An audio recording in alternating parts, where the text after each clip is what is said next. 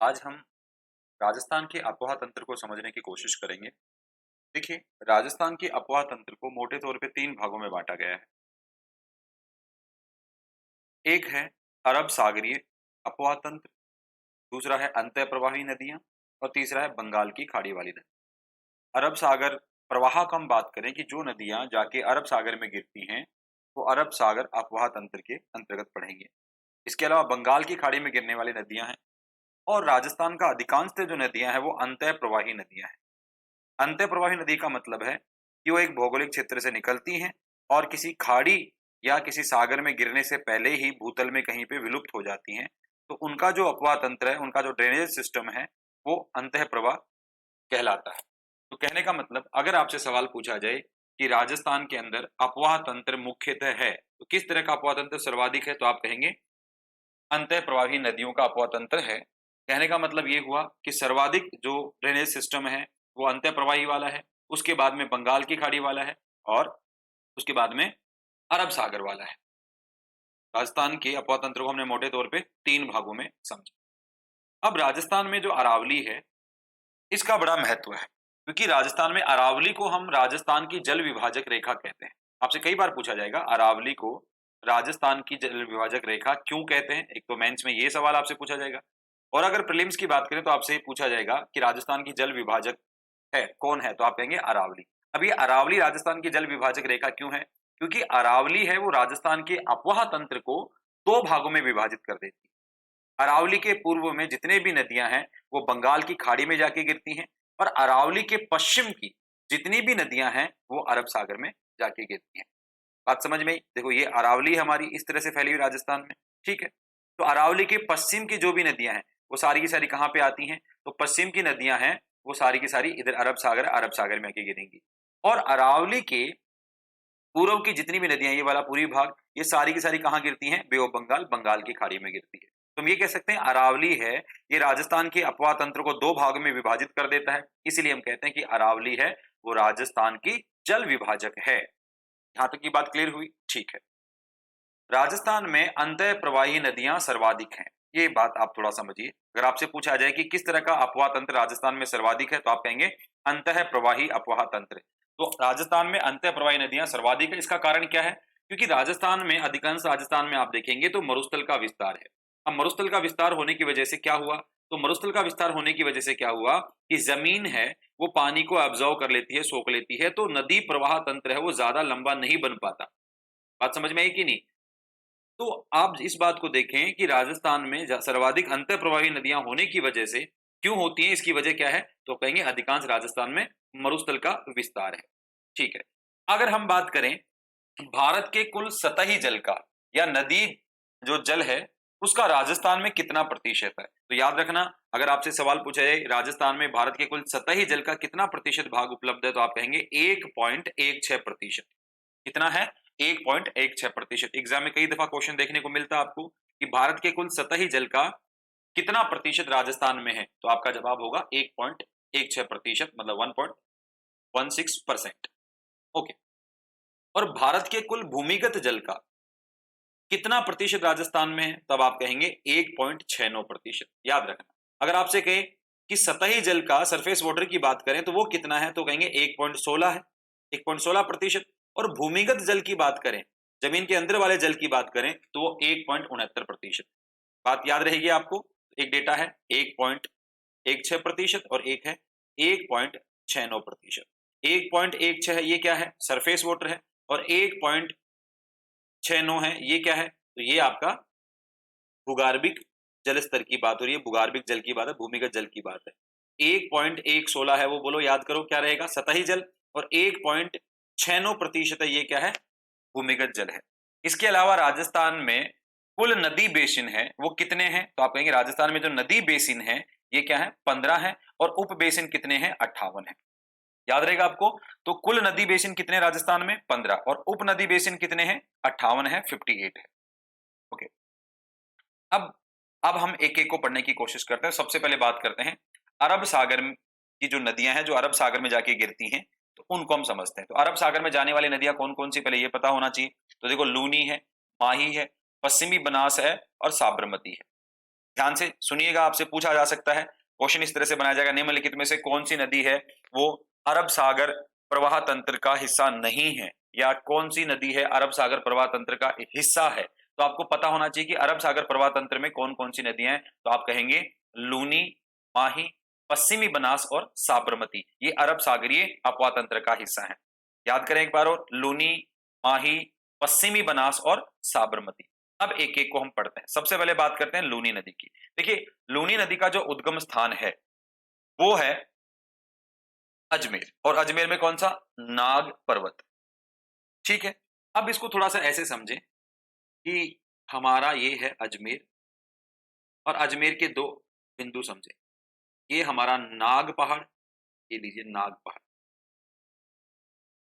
नाग पहाड़, यहां से एक नदी निकल रही है, ठीक है, और एक यहां हमारे पास है पुष्कर, यहां से एक नदी निकल रही है।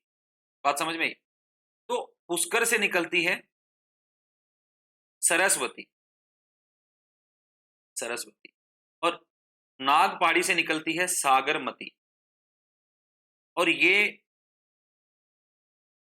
इस इलाके पे यहां पे मिलती हैं गोविंदगढ़ में, गोविंदगढ़, और गोविंदगढ़ कौन सा, अजमेर वाला, अजमेर वाला गोविंदगढ़। तो गोविंदगढ़ में मिलने के बाद जब ये आगे निकलती हैं तो यहां से ये कहलाती है लूणी नदी, लूणी। ठीक है, खैर इतना सा आपको पता होगा। तो अजमेर की मानते हैं कि उद्गम स्थान का है, अजमेर की नाग पहाड़ियां हैं, और कहाँ जाके ये विलीन हो जाती है, तो कच्छ के रण में गुजरात में जाके विलीन हो जाती है। आपसे फैक्ट के तौर पे ये आपको पता होना चाहिए हल्का फुल्का, वैसे इतना इंपॉर्टेंट है ही नहीं, ये फैक्ट इतना कभी पूछता नहीं है। कि लूणी नदी की टोटल लंबाई कितनी है, तो आप कहेंगे 400 495 किलोमीटर है, जिसमें राजस्थान में कितनी है, ये 350 किलोमीटर आपको देखने को मिलेगी। और इसका अपवाह तंत्र कहां पर है, तो आप याद रखना, अजमेर, पाली, नागौर, बाड़मेर, जालोर और जोधपुर। कहने का मतलब क्या हुआ कि अगर आपसे ये बात आपके लिए महत्वपूर्ण है कि आपको पता होना चाहिए इस नदी का अपवाह तंत्र है वो कैसा है, मतलब किन किन जिलों से होकर ये नदी निकलती है राजस्थान की, तो ये थोड़ा सा आपको पता होना चाहिए। तो मैं भी आपको एक सामने एक बात रखता हूं छोटी सी, आप दोबारा इस बात को समझे जरूर। अपवाह तंत्र है वो किस तरह से है इसका, देखिए, आपने देखा अभी सबसे पहले अजमेर, अजमेर के बाद में ये आती है नागौर की तरफ, नागौर, नागौर ऊपर है थोड़ा, इस तरह से चलो डायग्रामेटिक ही समझाते हैं, ये नागौर की तरफ आती है, ठीक है। उसके बाद में यहां पे रखें पाली, और इधर है जोधपुर। आप ये समझे अजमेर, नागौर और पाली, फिर यहाँ पे ये जोध की तरफ पहुंच गई जोधपुर, ये इलाका आपका हो गया। डायग्राम में बनाएंगे तो सही बन जाएगा जोधपुर, और जोधपुर के बाद में ये इलाका आपका पड़ जाएगा यहाँ से बाड़मेर, और बाड़मेर के बाद में अगर आप देखेंगे यहाँ गिरने से पहले ये इलाका है हमारा, ये है जालोर, जालोर। अब एक बात समझना, जालोर में जो नेहड़ क्षेत्र है, नेहड़, पता ना आपको नेहड़ क्षेत्र ये किसके लिए है, तो आप कहेंगे ये दलदली इलाका है, दलदली, लवणीय, लवणीय और अनुपजाऊ क्षेत्र है, उपजाऊ जो क्षेत्र है, अनुपजाऊ क्षेत्र है, ये है नेहड़ क्षेत्र, ठीक है। तो आपने क्या देखा कि इसका अपवाह तंत्र कैसा है, अजमेर, अजमेर से नागौर, नागौर से पाली, पाली के बाद में ये जाती है जोधपुर, जोधपुर के बाद में बाड़मेर, बाड़मेर के बाद में जालोर होती हुई फिर कच्छ के रण में गिर जाती है, ठीक है। तो ये अपवाह तंत्र आपको थोड़ा सा पता होना चाहिए। इसके बाद में अगर बात करें कि इसकी सहायक नदियां कौन सी है, तो आपसे पूछा जाए लूणी की सहायक नदियां कौन कौन सी है, तो आप कहेंगे सूकड़ी, पांडी है, थारी है, जोजड़ी है, जवाई है, सागी है, मीठड़ी है, लीलड़ी और गुहिया, ये इसकी सहायक नदियां हैं, ठीक है जी। अब कुछ स्पेस बात करें यहाँ पे, तो देखिए बात ऐसा है कि जो जोजड़ी नदी है, ये इंपॉर्टेंट फैक्ट आपसे कई बार छोटे एग्जाम में पूछा जाएगा, जोजड़ी नदी है ये लूणी नदी के दाईं ओर से मिलने वाली एकमात्र नदी है, लूणी नदी के दाईं ओर से, देखो ये जोजड़ी यहां मिल रही है इसमें, ठीक। तो आपने कहा जोजड़ी नदी है ये लूनी नदी के दाईं ओर से मिलने वाली एकमात्र नदी है। बाकी सभी की सभी जो नदियां हैं वो लूनी नदी के बाईं ओर से आती हैं। तो आपसे पूछा जाए कि लूनी नदी में दाईं ओर से मिलने वाली एकमात्र नदी है वो कौन सी है? जोजड़ी है। अब बात करते हैं बांडी नदी के बारे में। तो देखिए, बांडी नदी को रासायनिक नदी भी कहा जाता है। आपसे पूछा गया कई बार कि रासायनिक नदी किसे कहते हैं, तो याद रखना बांडी नदी को रासायनिक नदी भी कहते हैं। और इसका कारण क्या है? इसका कारण ये है कि आप ये इलाका देखोगे, यहाँ पे रंगाई छपाई का कार्य बहुत होता है। तो रंगाई छपाई के उद्योग से जो केमिकल निकलता है वो इसी बांडी नदी में आके मिल जाता है। बात समझ में आई?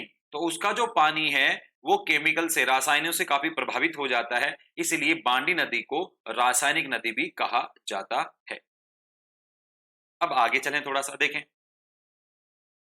और लूनी नदी की जो विशेषताएं उनमें देखें। अगर आपसे पूछा जाए लूनी नदी के अन्य नाम क्या हैं, तो मैंने ऐसे बताया अभी आपको कि सागरमती, इसके अलावा लवणवती, क्योंकि ये बाद में आधी मीठी आधी खारी हो जाती है तो एक भाग इसका लवणीय है तो लवणवती, और इसी को आधी मीठी आधी खारी नदी बोलते हैं। और याद रखना, कालिदास ने इसे अंतः सलीला कहा। Very very important, very very important, याद रखना। किसने कहा? कालिदास ने। किसे? लूनी नदी को क्या कहा? अंतः सलीला कहा।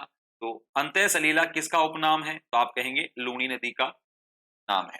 अब देखिए, रेल या नाड़ा क्या होता है? अगर आपसे पूछा जाए रेल या नाड़ा क्या है, तो याद रखना, जालोर में जो लूनी नदी का अपवाह क्षेत्र है, लूनी नदी का अपवाह क्षेत्र है, उसे रेल या नाड़ा कहा जाता है। देखिए, एक्चुअल में ये फैक्ट क्या है कि लूनी नदी में जो बाढ़ आ जाती है, अति प्रवाह होता है, एक्चुअल में उसको कहा जाता है रेल या नाड़ा। पर कोई बात नहीं, इसमें जो लिखा है वो लिखा है कि रेल या नाड़ा किसे कहते हैं। तो जालोर क्षेत्र में लूनी नदी के अपवाह क्षेत्र को क्या कहा जाता है? रेल या नाड़ा कहा जाता है। आप साथ साथ में ये भी समझ लें कि अत्यधिक वर्षा के कारण जब लूनी नदी में बाढ़ आती है तो जालोर वाले इलाके में उस बाढ़ के पानी को रेल या नाड़ा कहा जाता है। ठीक है, अब बात करते हैं बालोतरा के बारे में। तो देखिए, बाड़मेर में जब लूनी नदी आती है तो देखो, लूनी नदी में बाढ़ इसी क्षेत्र में आती है। जब लूनी नदी में अधिक प्रवाह होता है तो जो बालोतरा वाला इलाका है ये बाढ़ग्रस्त हो जाता है। और बालोतरा के बाद लूनी नदी का पानी है वो क्या हो जाता है? खारा हो जाता है। बात समझ में आई कि नहीं? अब इसका मतलब आप थोड़ा समझना, जो बालोतरा इलाका है ये पहाड़ क्षेत्र से अधिक प्रभावी होता है। क्यों? क्योंकि जब पुष्कर की पहाड़ियां या यूं कहीं नाग पहाड़ियों में अत्यधिक बारिश होती है तो लूनी नदी के किस क्षेत्र में सर्वाधिक जो बाढ़ का पानी है वो प्रभावी होता है? तो आप कहेंगे बालोतरा में, बाड़मेर बालोतरा में। और इसके बाद लूनी नदी का पानी खारा हो जाता है। इसका रीजन क्या है कि बालोतरा के बाद में मिट्टी के अंदर पाए जाने वाले लवणीय कारकों की वजह से इसका पानी कैसा हो जाता है? खारा हो जाता है। ठीक है, अब आपसे एक महत्वपूर्ण क्वेश्चन पूछा जा सकता है कि राजस्थान के कुल अपवाह तंत्र में लूनी नदी का योगदान कितना प्रतिशत है? वेरी वेरी इंपॉर्टेंट है। राजस्थान के कुल अपवाह तंत्र में लूनी नदी का जो योगदान है वो 10.40% है। कितना है साथियों? 10.40% है। इसके अलावा मरु प्रदेश में सबसे लंबी नदी है वो कौन सी है? ये क्वेश्चन आपसे पूछा जाएगा तो आपका जवाब होगा लूनी नदी है। क्या बोला मैंने? मरु प्रदेश में, मरु प्रदेश की सबसे लंबी नदी कौन सी है? टर्म पे ध्यान दीजिए, कीवर्ड क्या है? मरु प्रदेश। मरु प्रदेश की सबसे लंबी नदी कौन सी है? तो आपका जवाब होगा लूनी नदी है। बात समझ में आई? ठीक है, अब बात करते हैं लूनी नदी पर बांध परियोजनाओं को लेकर। तो देखिए, जसवंत सागर या पिचयाक है वो बांध है वो लूनी नदी पर है। और वो कहां पर है? तो आप कहेंगे जोधपुर में। तो आपसे पूछा जाता है जसवंत सागर बांध कहां पर है? तो आप कहेंगे जोधपुर में। और किस नदी पे बना हुआ है? तो आपसे पूछा जाता है जसवंत सागर बांध किस नदी पे बना हुआ है? तो आप कहेंगे लूनी नदी पर बना है। अब इसके अलावा बांकली बांध ये कहां पर है? जालोर में है। वैसे ये सूखड़ी नदी जो सहायक नदी है उस पर बना हुआ है। हेमावास बांध है ये पाली में है, लेकिन ये बांडी नदी पर बना हुआ है। और ये सब नदियां क्या है? सूखड़ी जो बांडी है, जवाई है, ये क्या है? ये लूनी नदी की सहायक नदियां, इसलिए हम ये मानेंगे कि ये लूनी नदी के ऊपर ही बांध परियोजनाएं हैं। जैसे जवाई बांध सागर है, ये कहां पर है? पाली में है। सुमेरपुर जो इलाका है पाली का, वहां पर है। अब बात करते हैं थोड़ा सा जवाही बांध के बारे में।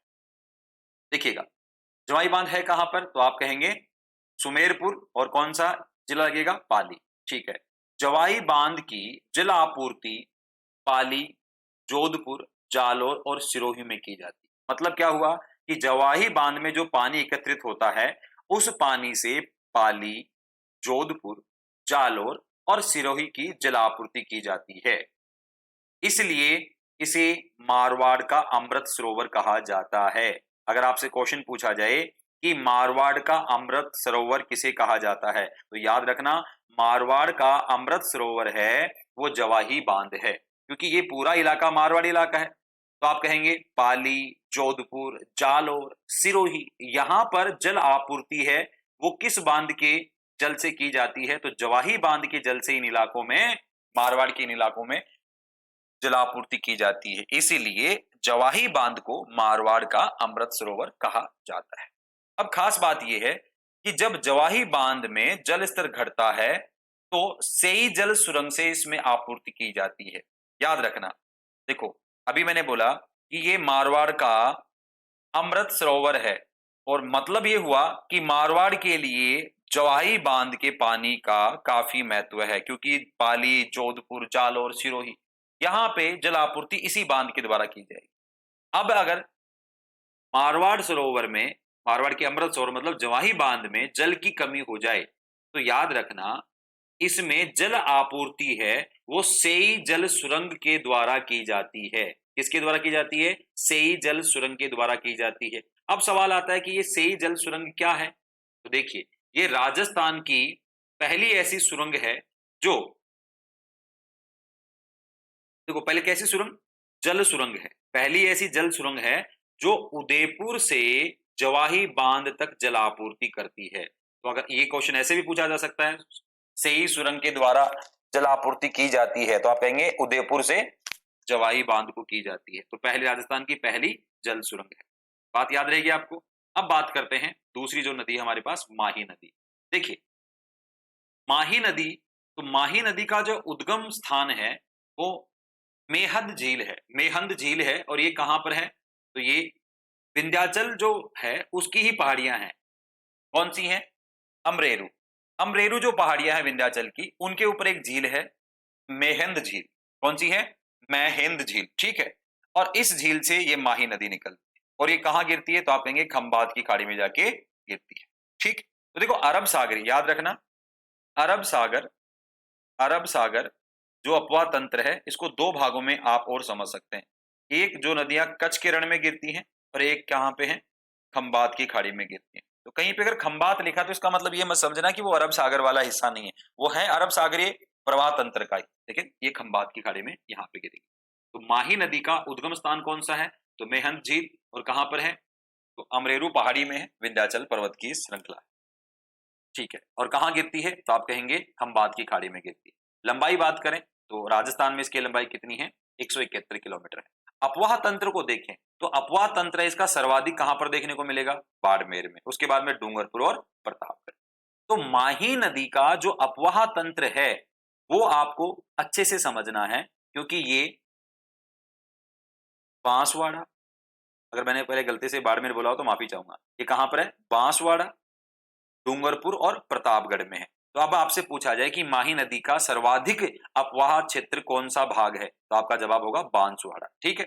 अब इसकी सहायक नदियों की बात करें तो आरव है, अन्नास है, चाप है, मोरेन है, सोम है, जाखम है, ये माही नदी की क्या है, सहायक नदियां हैं। अब एक बार जरा इसको देखें, माही नदी, अब राजस्थान में अगर ये बात करें तो देखो सबसे पहले ये देखो यहां से इसका उद्गम स्थान कहां पर है, तो मध्य प्रदेश में, मध्य प्रदेश का कौन सा जिला, धार जिला, और धार जिले की कौन सी पहाड़ियां, अमरेरू की पहाड़ियां, ठीक है।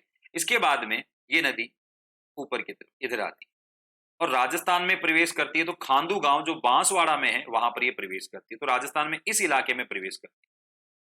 तो अगर आपसे पूछा जाए माही नदी राजस्थान में प्रवेश किस स्थान से करती है, तो अगर जिले का नाम आपको याद है तो वो क्या है, बांसवाड़ा, और क्षेत्र की बात करें तो खांदू गांव में राजस्थान में प्रवेश करती है। बात समझ में आई कि नहीं? जब ये प्रवेश करती है तो यहां पर जब ये वापस दक्षिण की ओर घूम रही होती है तो आप देखेंगे एक तो जाखम नदी और एक सोम नदी है वो इसमें मिल जाती है, और यहां पर आप देखोगे ये इधर से सोम आ रही है, इधर से जाखम है, और ये आपकी माही नदी है। तो इस इलाके को क्या कहते हैं, तीन नदियां मिल गई तो ये कहलाता है त्रिवेणी संगम। क्या कहलाता है, त्रिवेणी संगम। और यहीं पर क्या है, पेणेश्वर धाम है, और ये कहां पर त्रिवेणी संगम, डूंगरपुर में है।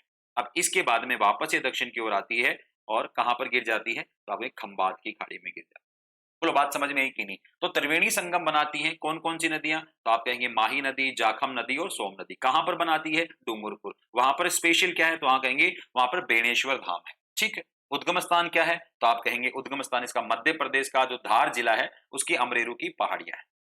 बात क्लियर हो गई आपकी? राजस्थान में कहां प्रवेश करती है? तो खांडू गांव बांसवाड़ा में प्रवेश करती है। और संगम किन किन नदियों का होता है? सोम, जाखम और लूणी तो है ही।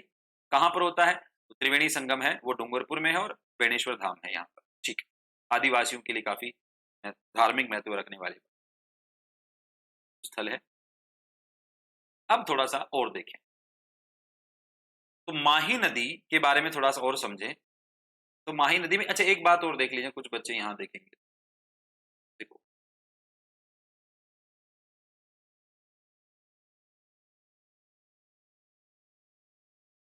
आप जानते हो इधर से कर्क रेखा गुजरेगी, बोलो हाँ या ना? तो कर्क रेखा को दो बार काटने वाली नदी है, उल्टे यू के आकार में काटने वाली नदी है। ये भी क्या है? एक फैक्ट याद रखना आपको, फिर आगे हम देखें। देखो इसके उपनाम क्या है?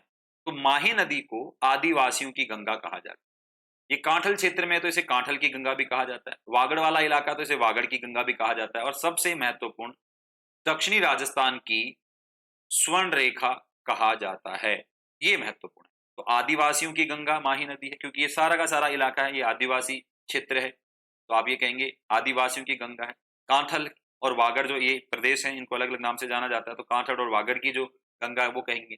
लेकिन सबसे महत्वपूर्ण दक्षिण राजस्थान है ये, तो ये दक्षिण राजस्थान की स्वर्ण रेखा कहलाती है। अब बात करते हैं थोड़ा सा त्रिवेणी संगम के बारे में। त्रिवेणी संगम पर क्या है? तो आप कहेंगे बेणेश्वर धाम। और बेणेश्वर धाम है, यहाँ पर जो नदियों का संगम होता है वो कौन कौन सी हैं? अभी आपने देखा सोम, माही और जाखम। कहां पर है? तो आप कहेंगे डूंगरपुर। और डूंगरपुर का भी कौन सा इलाका? तो आप कहेंगे नवा टापरा। कौन सा है? नवा टापरा। नवा टापरा है वो डूंगरपुर का, वहां पर ये बेणेश्वर धाम है। ठीक है। अच्छा खास बात है, बेणेश्वर धाम को आदिवासियों का कुंभ कहा जाता है। क्या कहा जाता है? आदिवासियों का कुंभ कहा जाता है। और माघ पूर्णिमा को यहाँ पर एक विशाल मेला आयोजित किया जाता है। और बड़ा, अभी ये देखो एक यहाँ पे बड़ी जो योजना है सरकार की वो भी यहाँ पर है। और वो क्या है कि एक फ्लाईओवर बनाया जा रहा है बड़ा वाला, राजस्थान का सबसे बड़ा। तो वो इसी धाम के लिए बनाया जा रहा है। तो मैं करंट की जब चीजें लेके आऊंगा तो उसके साथ आपको मैं अपडेट करके बताऊँ। तो आपने यहाँ पे देखा त्रिवेणी संगम, साथ में हमने देखा त्रिवेणी संगम को आदिवासियों का कुंभ कहा जाता है। यहाँ पर जो मेला लगता है वो माघ पूर्णिमा को लगता है। ठीक है। और इस मेले के अंदर जो जनजाति सर्वाधिक, जो जनजाति आती है वो सर्वाधिक कौन सी है? तो आप कहेंगे भील जनजाति यहाँ पे सर्वाधिक आती है। लीजिए अब थोड़ा सा और हम देखते हैं माई से संबंधित कुछ फैक्ट। सुजलाम सुफलाम परियोजना किस नदी से संबंधित है? याद रखना, सुजलाम सुफलाम योजना। तो देखो माही नदी में सफाई के लिए चलाया गया कार्यक्रम है। तो अगर आपसे पूछा जाए कि सुजलाम सुफलाम परियोजना क्या है, या यूं पूछे कि माही नदी में सफाई के लिए चलाया गया कार्यक्रम है वो कौन सा था, तो आप कहेंगे सुजलाम सुफलाम। ठीक है। सुजलाम सुफलाम, जो सुजलाम जो परियोजना है, ये बाड़मेर में भाभा परमाणु अनुसंधान केंद्र ट्रॉम्बे जो महाराष्ट्र में है उसके द्वारा चलाई गई एक पेयजल परियोजना थी। तो याद रखना। ठीक है। क्योंकि इस नदी को साफ सफाई करके इसके पेयजल के लिए इसका इस्तेमाल किया जाए, इसके लिए चलाया गया था सुजलाम सुफलाम। तो किसके द्वारा चलाएगी? तो आप कहेंगे भाभा परमाणु अनुसंधान केंद्र के द्वारा चलाएगी। ठीक है। अभी जो फैक्ट हमने बात की थी कि करक रेखा को दो बार काटने वाली विश्व की एकमात्र नदी, करक रेखा को देखो। अब थोड़ा सा ये फैक्ट देख लो, करक रेखा को जो काटती है दो बार वो कौन सी है? माही है। और भूमध्य रेखा इक्वेटर को काटने वाली क्या है? कांगो या जायरे है। और मकर रेखा को काटने वाली क्या है? लिम्पोपो है। ठीक है। ये तीन नदियां हैं जो अलग अलग, कर्क रेखा को काटने वाली दो बार तो कौन सी? माही है। दो बार काटने की बात है, ध्यान रखना। भूमध्य रेखा को काटने वाली कौन सी? कांगो या जायरे है। और मकर रेखा को काटने वाली कौन सी है? लिम्पोपो। ठीक है। और माही राजस्थान के दक्षिण में प्रवेश कर पश्चिम की ओर बहने वाली नदी है। देखो माही नदी राजस्थान में दक्षिण से प्रवेश करेगी और फिर किस दिशा में चली जाएगी? पश्चिम दिशा में चली जाएगी। बात समझ में आई कि नहीं? ठीक है। तो ये फैक्ट भी आपको पता होना चाहिए। अब माही नदी पर जो बांध परियोजनाएं हैं उनके बारे में हम जानते हैं। देखिए एक तो है माही बजाज सागर बांध। कहां पर है? बांसवाड़ा में। एक है कागदी पिकअप बांध, ये कहाँ पर है? बांसवाड़ा में। एक है कड़ाना बांध, ये कहाँ पर है? गुजरात में। सोम कागद परियोजना उदयपुर में। सोम कमला अंबा, ये कहाँ पर है? डूंगरपुर में। जाखम बांध है, वो कहाँ पर है? प्रतापगढ़। इसके अलावा माही बजाज सागर, माही बजाज सागर है, इसके बारे में थोड़ा सा हम जानते हैं। तो देखो, बोरखेड़ा जो इलाका है किसका? बांसवाड़ा का। तो माही बजाज सागर कहां पर है? बोरखेड़ा, बांसवाड़ा में। और इसकी लंबाई बात करें माही बजाज सागर की, तो 3109 मीटर है और 3109 मीटर है। खास बात क्या है? यह राजस्थान का सबसे लंबा बांध है, जबकि आदिवासी क्षेत्र और दक्षिणी राजस्थान में सबसे बड़ी परियोजना है। अगर हम बात करें कि राजस्थान का सबसे लंबा बांध कौन सा है, तो आप कहेंगे माही बजाज सागर बांध है। अगर हम बात करें परियोजना को लेकर, तो आदिवासी क्षेत्र या दक्षिणी राजस्थान की सबसे बड़ी परियोजना कौन सी है, तो आप बोलेंगे माही बजाज सागर। ये बात समझ में आई होगी। ओके, अब बात करते हैं जाखम बांध की। तो देखो, सीता माता अभ्यारण्य कहां पर स्थित है? जाखम बांध सीता माता अभ्यारण्य में। कहां है? प्रतापगढ़ में। याद रखना, यह राजस्थान का सबसे ऊंचा बांध है, जिसकी ऊंचाई कितनी है? 81 मीटर है। याद रहेगा, राजस्थान का सबसे ऊंचा बांध कौन सा है, तो आप कहेंगे जाखम बांध है, जो कहां पर है? सीता माता अभ्यारण्य प्रतापगढ़ के अंदर है। ठीक है, अब पश्चिमी बनास की बात करें, तो तीसरी नदी हमने देखी थी। तो पश्चिम बनास का जो उद्गम स्थान है साथियों, वो क्या है? नया सनवारा गांव, वो कहां पर है? सिरोही में। तो नया सानवारा गांव है, वो इसका उद्गम स्थान है। और याद रखना, इसका जो संगम है, जहां जाके मिल जाती है, तो लिटिल जो कच्छ है गुजरात में, वहां जाके मिल जाती है। इसकी लंबाई की बात करें तो 226 किलोमीटर है और अपवा क्षेत्र है, वो कहां पर है, तो आप कहेंगे सिरोही में। और सहायक नदियां कौन सी हैं, तो कुकड़ी है, सूखली है और सीपू है। इसके अलावा इसके बारे में कुछ अगर फैक्ट और देखना चाहें, तो आबू पर्वत जो सिरोही में है, तो आबू, आप पर्वत की बात नहीं, ये शहर की बात है। तो आबू, और गुजरात का एक है दीसा नगर, ये पश्चिमी बनास के किनारे पर स्थित है। तो ये एक बार पूछा गया एग्जाम में कि पश्चिमी बनास के किनारे स्थित या पश्चिमी बनास के तट पर स्थित किन्हीं दो शहरों का नाम बताएं। तो एक तो आबू पर्वत है, ये भी पश्चिमी बनास के किनारे पर स्थित है। और जो दीसा नगर है गुजरात का, ये भी पश्चिम बनास के किनारे पर स्थित है। ये पॉइंट थोड़ा सा आपको याद रखना। अब आगे चलते हैं।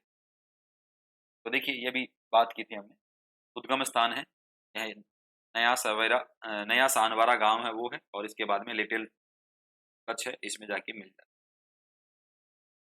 अब बात करते हैं साबरमती नदी। तो देखो, साबरमती नदी का जो उद्गम स्थान है, वो पदराना हिल्स है, जो कहाँ पर है? उदयपुर में, और खंबात की खाड़ी में जाके गिरती है। और इसकी टोटल लंबाई अगर राजस्थान में देखें तो कितनी है? 45 किलोमीटर है। वैसे इसकी टोटल कुल लंबाई देखें तो 416 किलोमीटर पूरी लंबी है, लेकिन राजस्थान में कितनी है? 45 किलोमीटर ही लंबी है। और अपवा क्षेत्र कहाँ पे इसका? मात्र उदयपुर में है।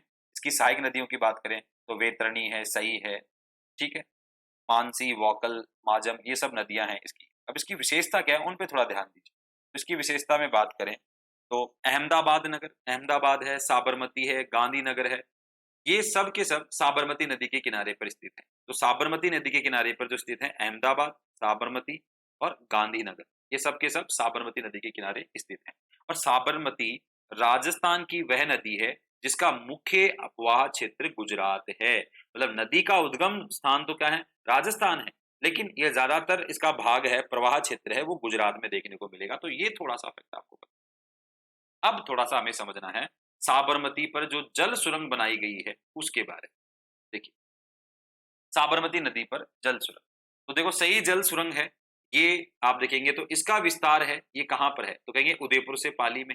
ठीक है, जलापूर्ति ये कहां करती है, तो जवाई बांध को जलापूर्ति करती है। और महत्व में क्या? राजस्थान की पहली जल सुरंग। अब मानसी वोकल जल सुरंग की बात करें, मानसी वोकल जल सुरंग की बात करें, तो ये विस्तार इसका उदयपुर में है। और जलापूर्ति क्या है, तो देवास परियोजना और मोहनलाल सुखाड़िया परियोजना को ये जलापूर्ति करती है। और ये राजस्थान की सबसे लंबी जल सुरंग है, याद रखना, राजस्थान की सबसे लंबी जल सुरंग है। याद रहेगा आप लोगों को? ठीक है, तो ये दोनों फैक्ट आपको पता होना चाहिए, सही जल सुरंग के बारे में और मानसी वोकल जल सुरंग के बारे में। सही जल सुरंग का महत्व ये है कि ये राजस्थान की पहली जल सुरंग है। और ये क्या काम होता है, तो आप कहेंगे ये उदयपुर से पाली को जल सप्लाई करती है। ठीक है, अभी हमने बताया था आपको। ओके।